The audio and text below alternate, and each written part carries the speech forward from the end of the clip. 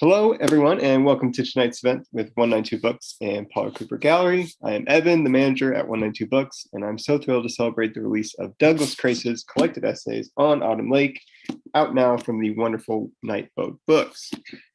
This book collects 40 years of work from Douglas Crase on subjects far and wide. The poetry of Ashbery and Schuyler, Ralph Waldo Emerson, the New York School, technology and its discontents, and what we might just call the American scene.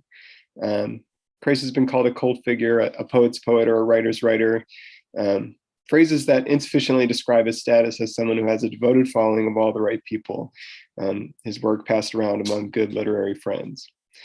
With the release of On Autumn Lake, alongside Nightboat's previous release of Crase's poems, The Revisionist and Astropastorals, we now have the opportunity to take in the breadth and wonder of Crase's works. The inquisitiveness, potentiality, and devotion to the transcendental within Crase's poems and writings embody the strange spirit of America's literary history and what America still could be, of what Thomas Pynchon one wrote, the land almost allowed to claim its better destiny could be. Doug has been a longtime friend to 192 Books and to the neighborhood of Chelsea, so I'm so thrilled that we're joined by Douglas Crase himself tonight, alongside Kyle Dacuyan, Jenni Quilter, and Elizabeth Willis. There is more full biographical information about all our panelists below on this page, but I will quickly introduce them.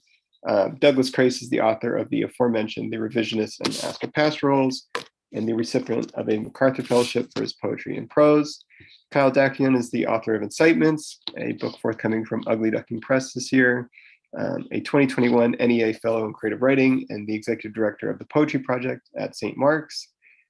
Jenni Quilter is a poet, writer, and the executive director of the Expository Writing Program and the assistant vice dean for general education at the College of Arts and Sciences at New York University, and the author most recently of Neon and Daylight, New York Painters and Poets.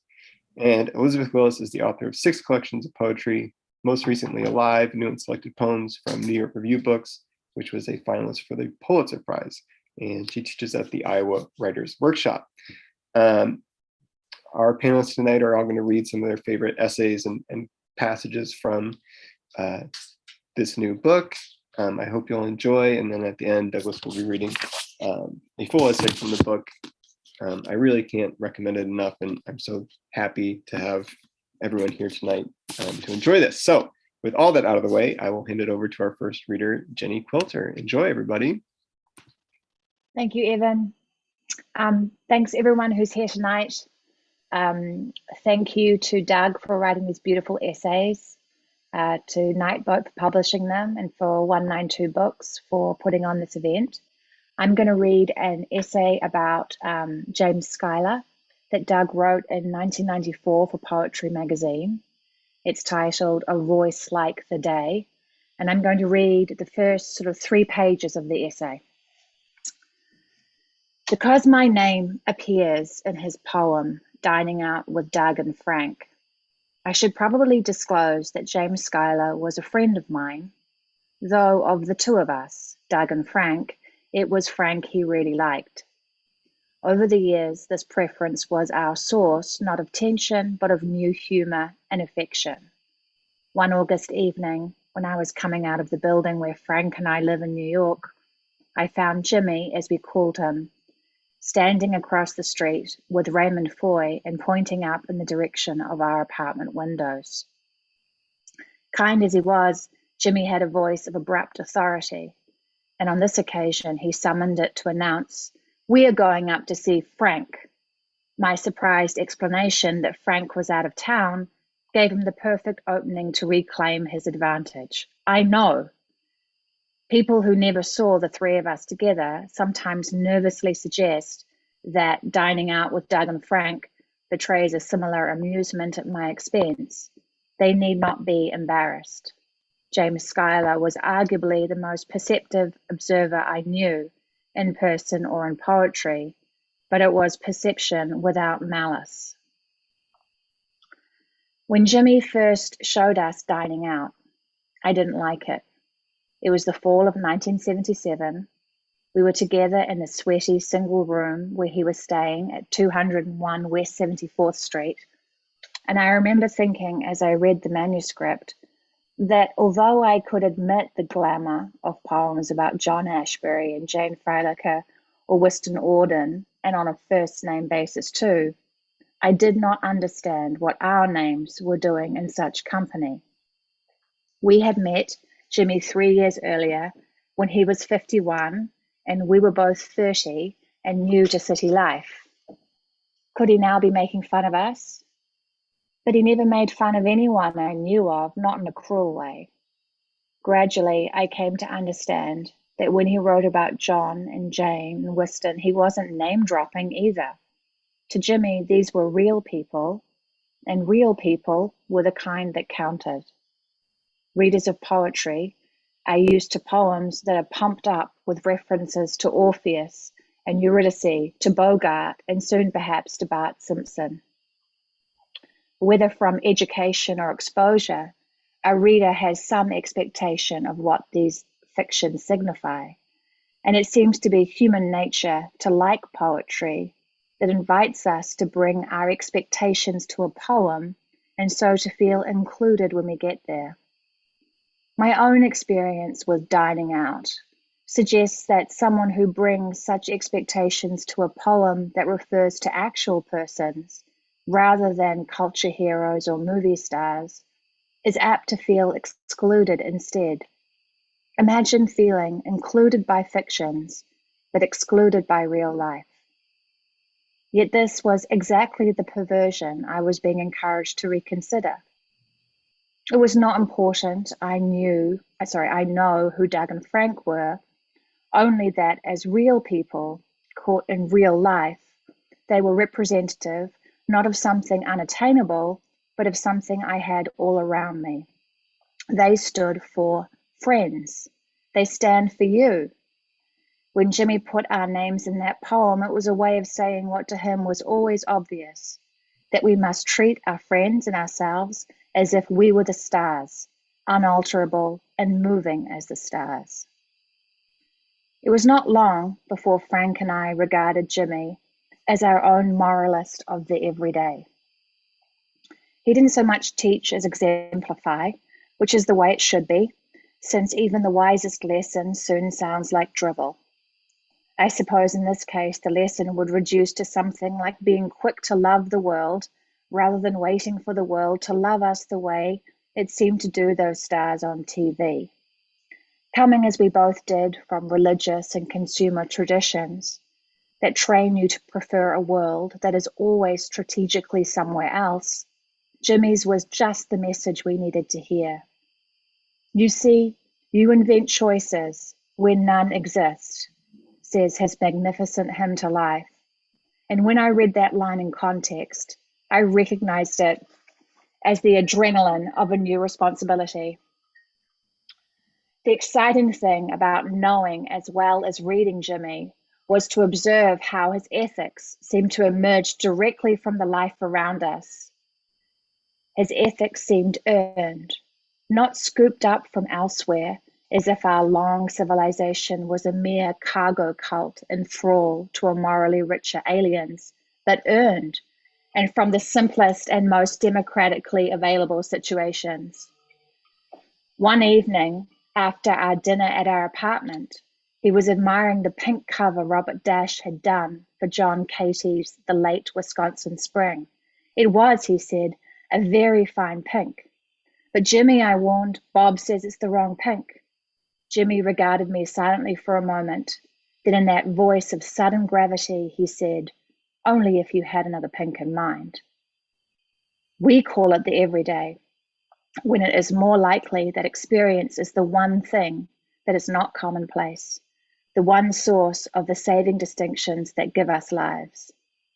I have noticed how Jimmy's readers like to quote in this regard the first lines of Letter to a Friend, Who is Nancy Dorn? And the line is, all things are real, no one a symbol.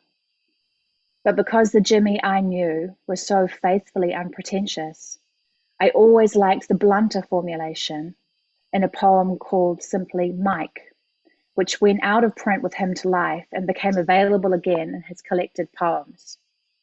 Look out, the window cluck. It's real, it's there, it's life. In that unembarrassed view, it might even be theory that dulls one's capacity for moral response, while flowers and people and the weather are worthy of the most careful attention. Thank you. And now I'm going to turn it over to Elizabeth. That was so beautiful. It's such a pleasure to be here to celebrate this wonderful book. So I too want to congratulate Doug and Nightboat and thank 192 Books and Paula Cooper Gallery for this moment.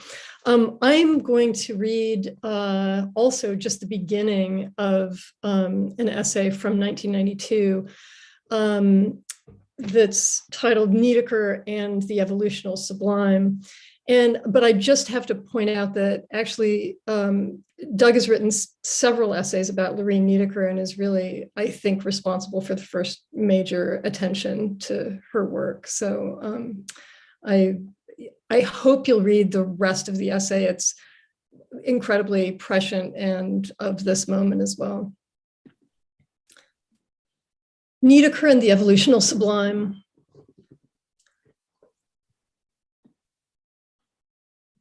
Poetry is words, though when I think of the Whitman who found he incorporates nice, the Stein who says anybody is as their land and air is, the Stevens who locates mythology in stone out of our fields or from under our mountains, then I have to admit that the sublimest American poetry has always read to me as if it would rather restore or even realize its desire for a wealth outside words, a wealth that is wild, outside the human voice. That is what I always liked about it.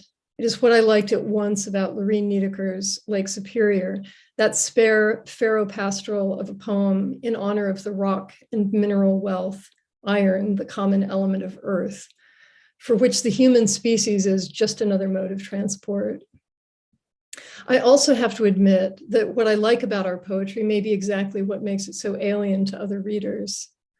I remember vividly the disapproval of a British reviewer who once noted that the heroes of Lake Superior seemed to be rocks, not men, and went on to judge repellent this same bias, this same extra species deference that I read as honestly sublime. The sublime is a term that does not come unembarrassed into American discourse, but sublime doesn't have to mean ultimate, and there is no inherent reason why a mention of the sublime has to be less practical, say, than a reference to the lyric. The sublime too ought to describe itself in traditions and in the poetic practices implied by those traditions. In England, the poetry of the egotistical sublime took shape and probably impetus from its tension with the social order. The poet, as Wordsworth was careful to add in the 1802 preface to the Lyrical Ballads, was an individual who nonetheless spoke in a community, quote, the rock of deference for human nature, to use his exact words, who binds together the vast empire of human society. In America, Emerson left the binding and the ego out of the sublime. The poet, he wrote in the 1844 essay of that name, is one who apprises us not of personal wealth, but of the commonwealth.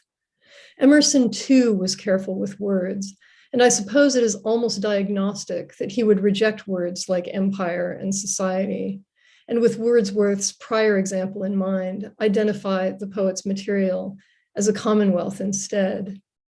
Because at its most reductive, iron, the common element of earth, the commonwealth is the land.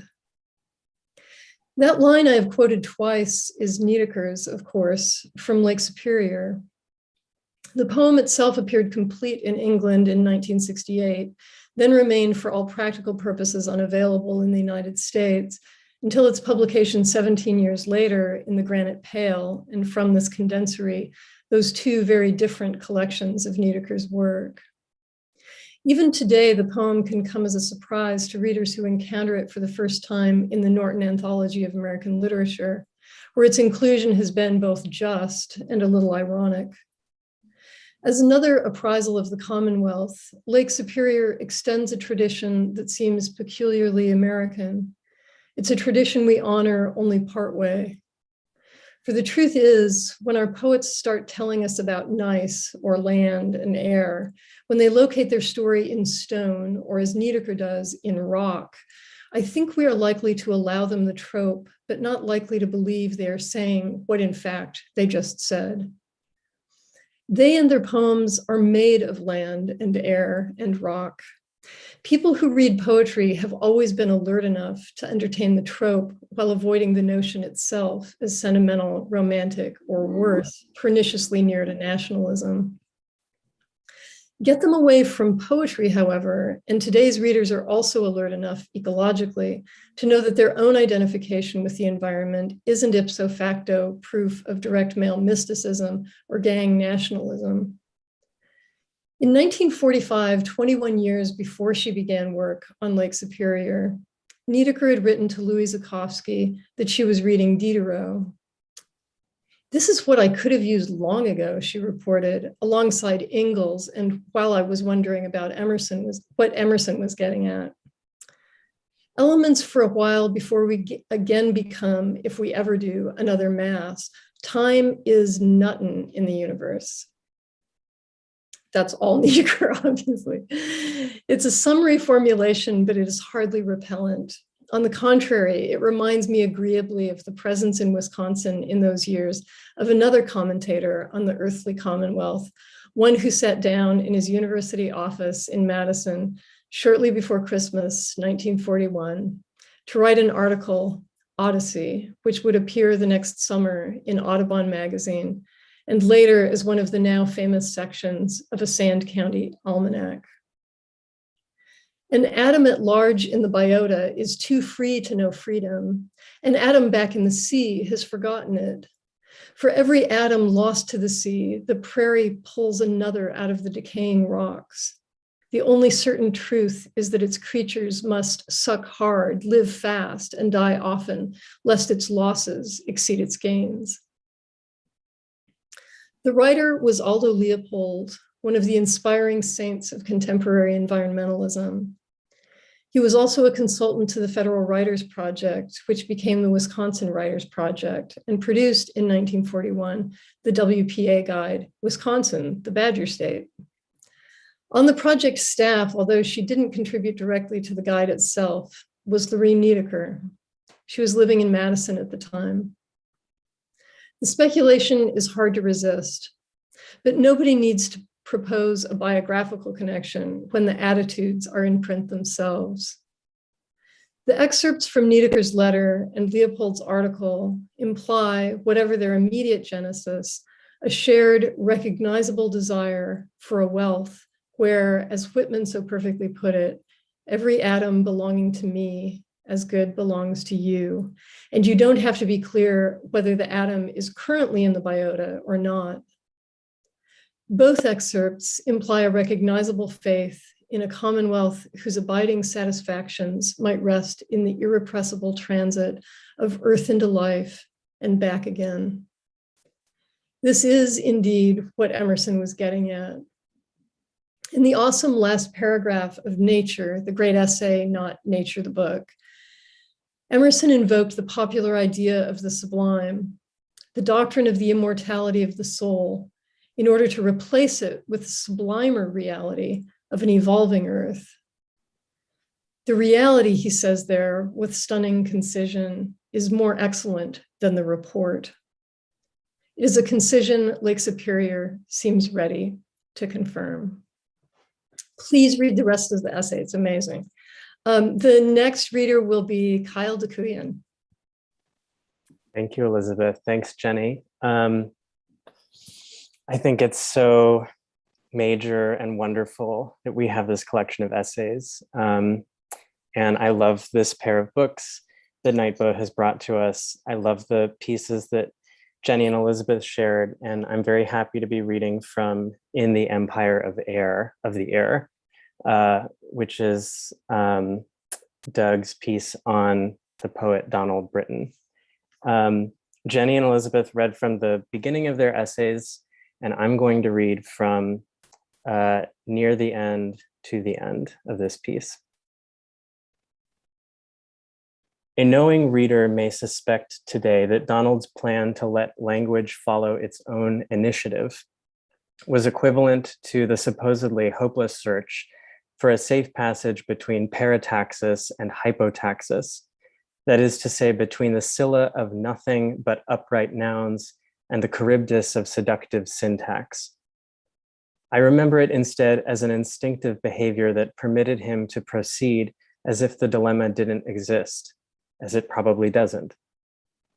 Donald intended his poetry to be impersonal or non-personalized, as he put it, but he expected it to issue all the same from personal encounters with friends and life, affairs and betrayals, necessities and emergencies.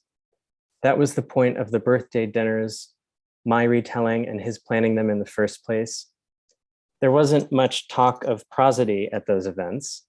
Criticism was communicated by an eye roll, groan, laughter, or shared enthusiasm.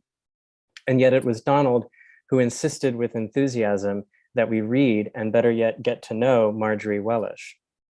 He once planned her birthday dinner too.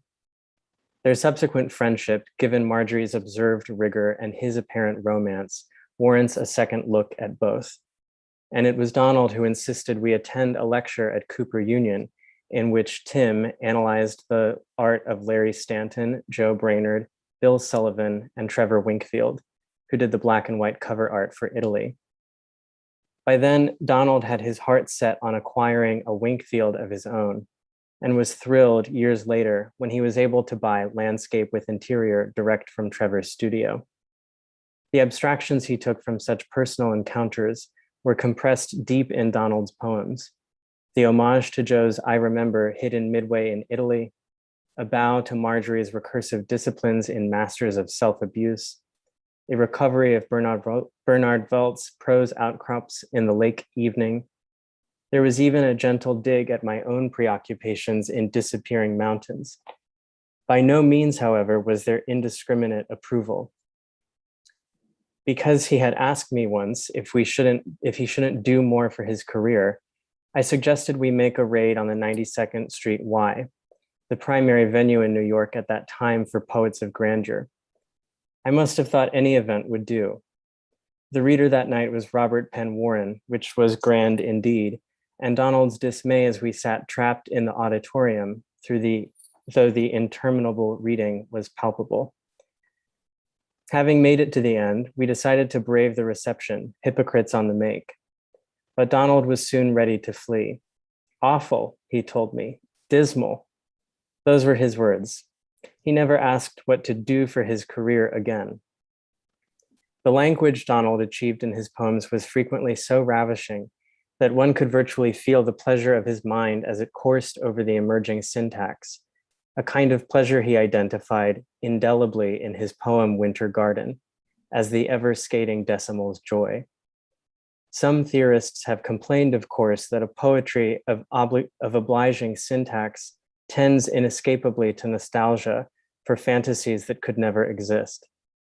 A happy decimal must be a case in point.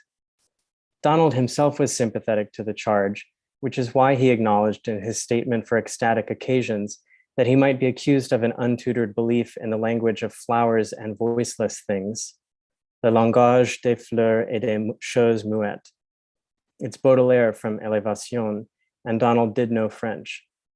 Still, it is peculiar that poets of all people should apologize for an attempt to express things inexpressible or speak for things that cannot speak.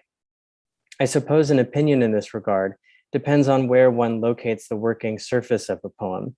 If one assumes the surface is coterminous with the visible page, then it's only natural to be interested in the physical look of words alone. If you assume that the working surface of poetry is time, then it's equally natural to be interested in the invisible, voiceless precincts beyond the page. Such a distinction would account for the sense of scale, one might call it the intimate vast, which Donald embraced in even his shortest poems. It will account too for the apparent prescience in his work, as in the hauntingly titled In the Empire of the Air, written after he had met and fallen in love with David. Suddenly, he seemed to anticipate the dissolution of his body and its dispersal from the art he would leave behind. Perhaps he feared already that he had the virus. Who didn't? He found his title in a 16th century French poem translated into English as The Amorous Zodiac. Witty but sexless, as witty art tends to be, the amorous zodiac conveys the poet's regret that he can't stay forever in contemplation of his love, but must be dissolved by nature into the empire of the air, the water, or the earth. Donald's poem was certainly not sexless. Owing to its erotic charge, one is driven to think of the embodied individual, blonde with a high forehead, but since dispersed, who conceived and wrote it. Think of me, Donald wrote, in the empire of the air, or on the street, or with white sails, stiff against the wind, whistling far out over the water. We had first heard of a mysterious illness among gay men in May 1981, only 2 months after Italy appeared. But the first friend Donald or I knew to actually die was Larry Stanton, the painter, in 1984. After that, one lived with the certain apprehension that the friends who defined your life might suddenly wither, suffer, and disappear. The critic David Callstone, a source of wisdom and encouragement to many of us, was hospitalized the next year and died at home on West 22nd Street in 1986. Tim tested positive in 1987, and Donald the month after he moved to Los Angeles in 1988. Howard Bruckner, who stopped taking the debilitating drug AZT so he could complete his first feature-length film, Bloodhounds of Broadway, it stars Madonna, was moved into an apartment in Frank's and my building and died there in 1989. Tim and Chris Cox died in 1990, Joe Brainerd, then Donald in 1994. We say died, but of course they were killed by a threat they never could have foreseen. It's true that Donald didn't write much after the March of Death began, although his heart-trapping Zona Temperata is sufficient by itself to stand for the suspended aspirations of his final years. He would not have dramatized his situation and, as one can tell from his poems, didn't consider the individual case to be that interesting. More to the point was the brute fact that his living tradition had been traumatically taken away. The infrastructure he relied on for a roll of the eyes or hoot of approval was simply in ruins. Because that infrastructure was by its nature private, even secret, I can describe Donald's situation only through an example of my own. One day, Howard called unexpectedly. He was so glamorous, I was shocked he knew my name, to announce with wicked delight that he hadn't read my book, but Brad had taken it to the bathroom, which meant it must be important, and congratulations, dear. It was the funniest, finest accolade one could receive. I'm sure Donald knew similar moments of surprise support, and I hope some of them came from me. But when that spontaneous network of trust is gone, you are not so much redefined as returned to a state of undefined entropy, such as you endured as a child. There is no way to repeat the young adulthood during which poets like others make their lifelong friends. People who survived or were never even in danger shouldn't crow above the superior longevity of their careers. Donald's posthumous success in inspiring the publication of his collected poems, coupled with the undeniable failure in worldly terms of his career, is occasion to wonder if the career is ever the same as poetry itself. From time to time, a critic will imply that Hart Crane's suicide, for example, or Joe Brainerd's decision to stop making art may be regarded as proof that the artist realized what his admirers don't, that the work was a failure and the career could not be sustained. The critic doesn't quite dare to draw the same conclusion from the abjuration of Rimbaud or the suicide of Sylvia Plath, which reveals, of course, that the logic in the first case was as opportunistic as it is preposterous. Someday, a critic will do us the service of disentangling poetry from the standard map of a professional career. The map is a convenience to committees, but meaningless to the future reader. The 12-year-old boy or girl in San Angelo, the very reader poets must hope to have. What is useful to that boy or girl is sometimes no more than a phrase, perhaps a book or a poem amounting to a style of mind in which to escape or dwell. I recognized such a style of mind in Donald Brittain, and it made us friends. The first time I heard him read his work in public was at the Ear Inn in New York, the afternoon of March 7th, 1981. Blonde as ever, he was in that environment an apparition of nervous grace. I can't say he connected with the audience. He certainly didn't flatter it. He conveyed perhaps too clearly for the occasion his sense of an audience beyond the room. One got the feeling he expected to reach across time and elicit a response composed of the same respect for intellect and desire that we had there in the Ear Inn that Saturday afternoon. Donald's poems were not lessons or anecdotes. They are invitations to the unending contemplation of ourselves and things beyond us that makes the human species a window on creation. Thank you. And now we get to hear from the author and the poet, Douglas Crase.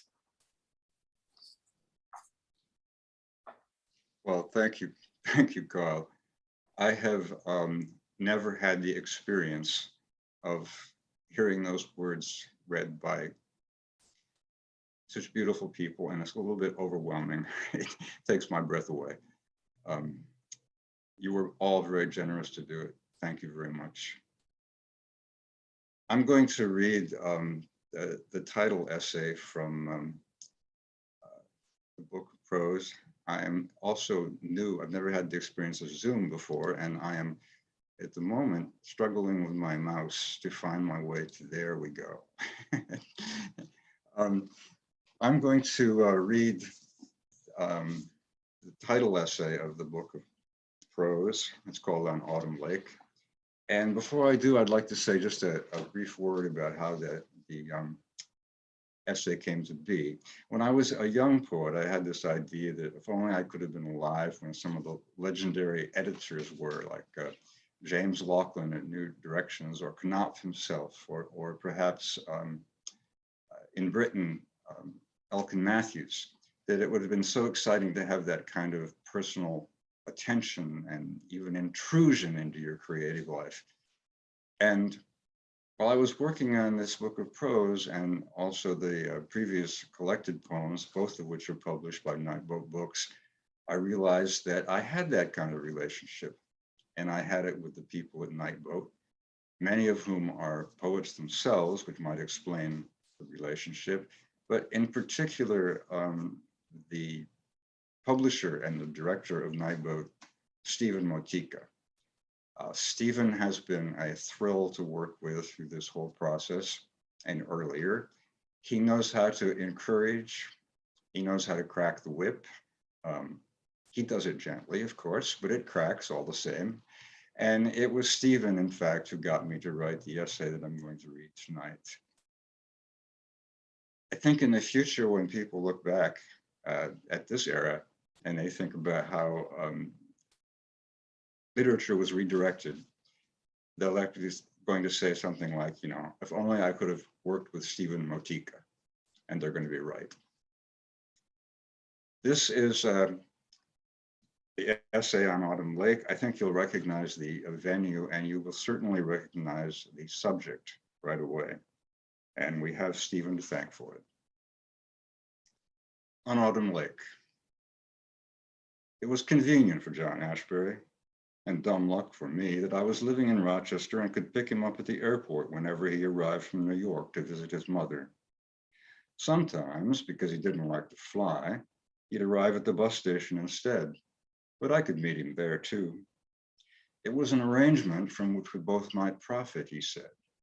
Not profit in the American sense, but in a way best expressed if you said it in French, profiter. And thus we began my unexpected education, a kind of improvised fellowship, with visiting tutor and bonus bits of wisdom delivered in French. John, as most anyone who follows poetry will know by now, was born in Rochester and raised on his father's fruit farm in the next county to the east, though he spent a lot of time in town, as much as he could, at the home of his maternal grandparents at 69 Dartmouth Street. His grandfather was no farmer, but a cultivated professor of physics, and the young John had let his preference show. Perhaps it was auspicious that we were only 4 blocks from that Dartmouth Street house the night we met. The director of the Rochester Oratorio Society was hosting a dinner party, which included among its guests a handsome assistant to Aaron Copeland, who drove up from New York.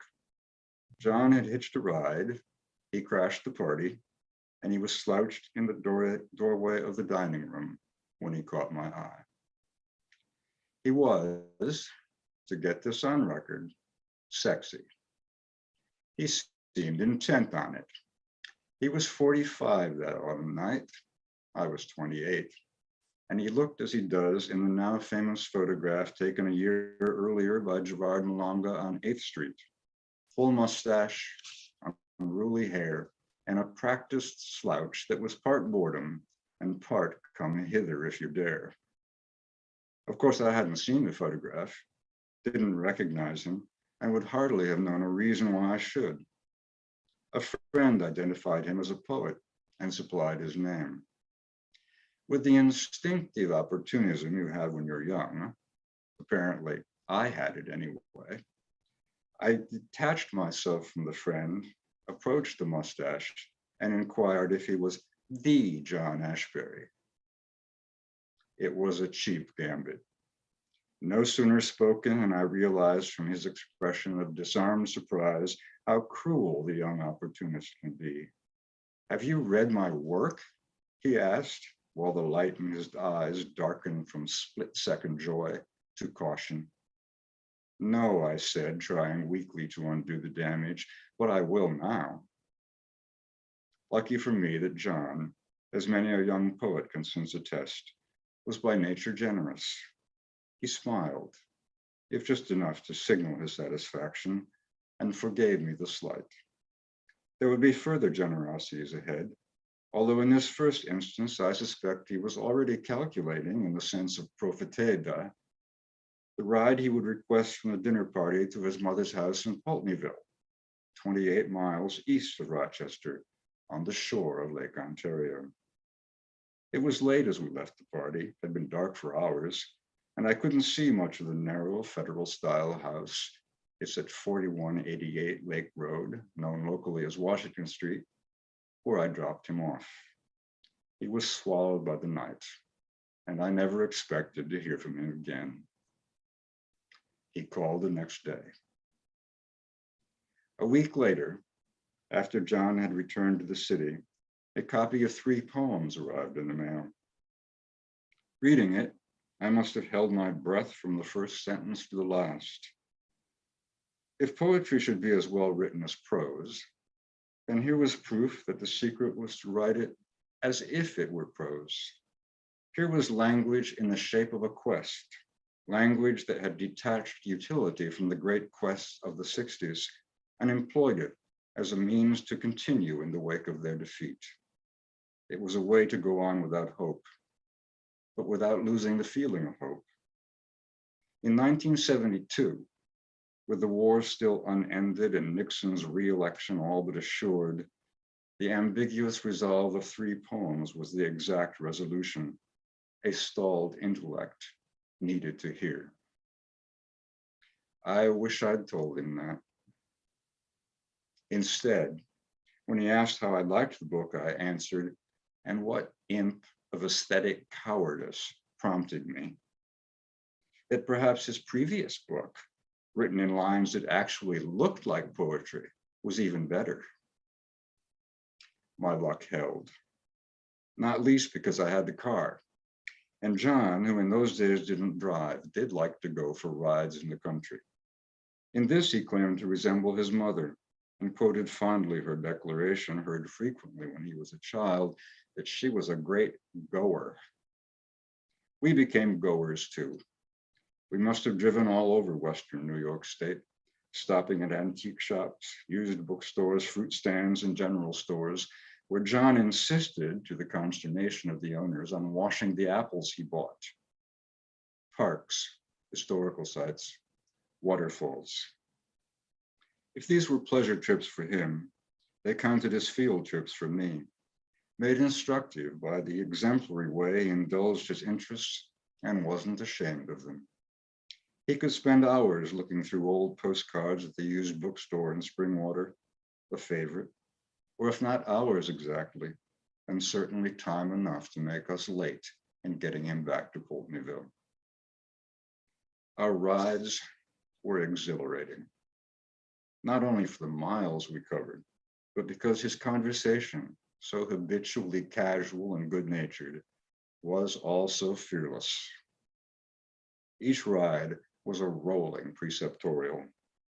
We were headed west down a long hill in remote Wyoming County, the first time he quizzed me on what I'd been reading lately.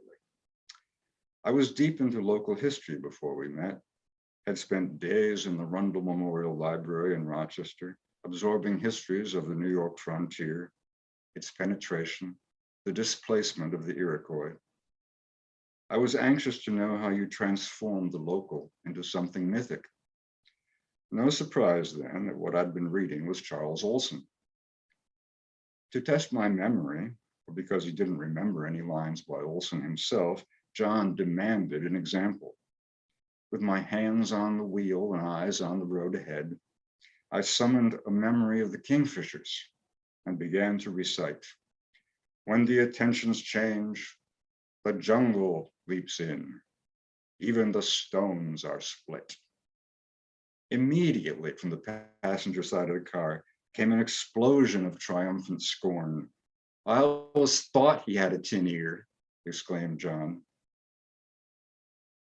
Olson's was not the last of the established reputations to be trimmed for my benefit. Now that he'd liberated my interests, I could confess to John that I once attended a poetry reading at the University of Rochester. Friends in the English department had said it would be a big event. So who was the reader? He asked impatiently. When I told him it was James Merrill, he responded with a delighted sneer. Oh, you mean the Fabergé of modern American poetry? John never insisted on being the sole poet you were allowed to admire. Not long after he sent 3 poems, he embarked on a mission clearly designed to improve my library. Freely Espousing arrived by James Schuyler, followed by the recently published collected poems of Frank O'Hara. To these, he soon added Hebdomeros, Hesiod, and Raymond Queneau. If you hadn't majored in literature, as I hadn't, John's erudition was thrilling, and his eagerness to share it, a revelation. Gradually, I discovered he did not know everything. He was rather a snob about classic American literature. He once admitted this, which must qualify as a blind spot when you think of it, since the man who could write Daffy Duck in Hollywood was enthralled by American comics, old movies, and popular culture. But when I ventured to say how cool it was that he actually grew up by blue Ontario's shore, he didn't have a clue what I was talking about. I had to explain that this was the title of the grand poem in which Whitman summons the poets of the American future. So his being born and raised on that very shore made it seem Whitman must have had John in mind. At this, he didn't sneer, but said nothing. Years later, he took to reading Whitman and claimed that perhaps he'd been influenced after all. But Whitman or no, there are numerous lakes and shorelines to be found in John's poems, and a persuasive list of examples to demonstrate how Rochester and its environs once let their climate to his work. His poem, The Chateau Hardware, is in effect a greeting card from the place that formed him. Anyone who has ever lived beneath the gray skies of Rochester can acknowledge the truth of the opening line. It was always November there, I loved this poem the moment I read it, a feeling that was intensified when John pointed out from the car the location on Monroe Avenue of the mundane hardware store that had given him the elusive title. In the rush of time, both the store and its sign, Chateau Hardware, were gone. As our own days rushed by, I was the lucky witness to additional scenes newly transfigured in his poems. The white Gila that does its dusty thing in Grand Gallop, the cool downtown shadow of the bus station in The One Thing That Can Save America. In the gap between the occasions and the poems, I had a measure of the abiding concentration it would take to transform the local, and to do it without the oracular pretensions which, as I was discovering in the work of formerly favored poets, might not age so well. John wasn't the only member of his family with insight into his work habits and raw material. On Elmwood Avenue, we drove by the vast Rochester State Hospital, an asylum for the mentally ill. One afternoon, we saw patients assembled on the grounds, apparently for their exercise, which led him to recount how he and his mother had once passed the same asylum and likewise seen patients outside for exercise. "Look, John," said his mother, "isn't that sad? I suppose you'll go home and write a poem about it." His mother's prediction was later repurposed and passed to me, as in a kind of inheritance. I had acquired a passion for the orchestral suite Three Places in New England by Charles Ives, in particular its haunting third piece, the Housatonic at Stockbridge. Because that piece is short, I made a tape on which it repeated continuously so I could listen while writing. John was aware of this fixation. One day, we took the northern route to Pulteneyville, and at the town of Seabreeze came to a bridge across the mouth of Irondequoit Bay. He turned to me and said, "I suppose you'll go home and write a poem called Irondequoit Bay at Seabreeze." His erudition was not always noble. We were invited to dinner by my friend Robert Sobiezik, curator of photography at the George Eastman House, and finally at the Los Angeles County Museum of Art. Bob was the expert who would be brought in to testify at the obscenity trial in Cincinnati that the photographs of Robert Mapplethorpe were art. But at this point, his eminent career was still ahead. John posed a question about our favorite composers, to which Bob replied with enthusiasm that he had been listening to some music that was really terrific, the Brandenburg Concertos by Johann, and he pronounced the whole name, Sebastian Bach. John let out a punishing sigh. "That's like saying you discovered the Sistine Chapel." My friend's face went slack, and I was furious. Imagine if his beloved grandfather had greeted John's childhood enthusiasms with derision. But we were not children, and that perhaps was the point. Art isn't a doting grandpa, as John may have painfully learned, but a lover whose escalating demands cannot be satisfied. There would be other lessons that art was a jealous mistress, but none more memorable than on the morning I arrived in Pulteneyville to pick him up for our first ride further east along the lake. It was October, bright and chilly, and his mother, then 79, was raking leaves in the front yard. She was not making much progress. She had a scarf wrapped around her head, and her nose was dripping. As John came out of the house, she said to him, and she had a voice that could rise in a nasal whine to match his own, "John, if you were any kind of a son at all, you'd help your mother with these leaves." John, his hand already on the car door, turned briefly back and replied in exasperation, as though she should have known better. Mother, I'm a poet. No doubt he was right.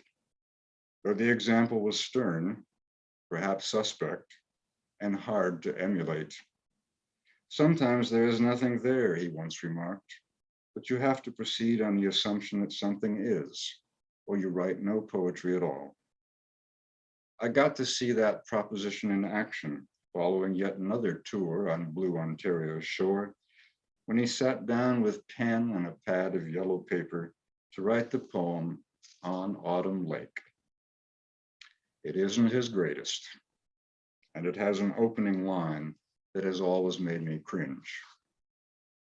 That there are certain moments as well expressed as if they were in French. By this time, I had written some new poems of my own that surely profited, in the sense of profiteda, from his suggestive taunt at sea breeze on Irondequoit Bay. He never said he liked these poems, only that they marked a breakthrough. So it privately took my breath away when he offered the yellow pad for inspection and I came to the freshly written lines.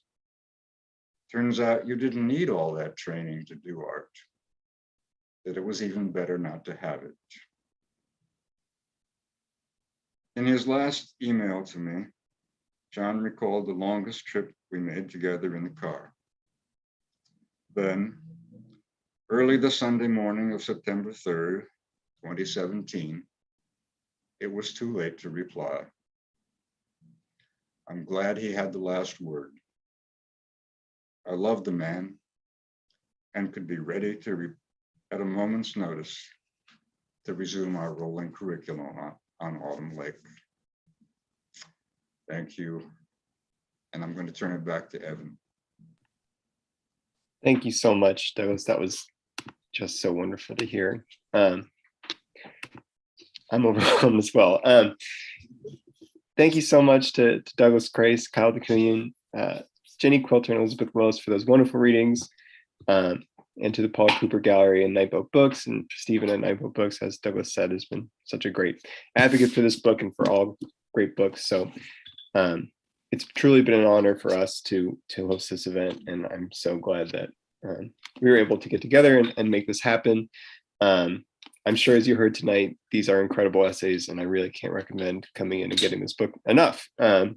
We've got copies at the store. It's 192 10th Avenue between 21st and 22nd Street. We're open every day from 11 to 7, so come on by. If you'd like to reserve a copy, you can send us an email or give us a call. The email is info@192books.com. And if you can't make it down to Chelsea, we've got a link below to our bookshop.org page. You can order the book, get it shipped to your house. Everything you buy there helps us out, so you can get on that. And finally, our next event is next Thursday, June 2nd, 7 p.m., where we'll be joined by Paul Galvez and Cheney Thompson to discuss Galvez's new book, Corvey's Landscapes. We will hope to see you there. So thanks again to all our guests tonight and to everyone who joined us, and have a good night.